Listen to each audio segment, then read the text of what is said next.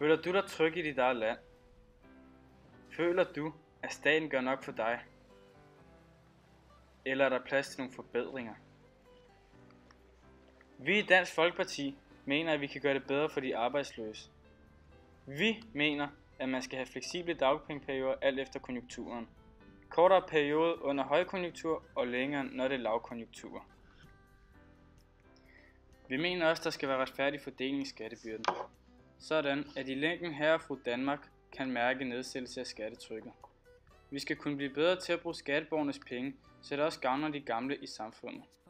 Men pengene skal også bruges på uddannelsessystemet, da det skal ruste eleverne både inden for håndværksfag, akademiske discipliner, informationsteknologi, servicefag og forskning. Det vil sørge for, at Danmarks konkurrence bliver bedre i fremtiden. Men hvad med kriminalitet?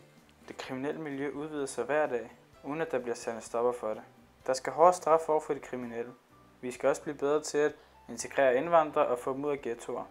Derfor skal der være hårde konsekvenser for de kriminelle indvandrere, og det skal være nemmere at få dem udvist. Samtidig mener vi, at der skal indføres grænsekontrol, så vi ved, hvem der kommer ind og ud af landet.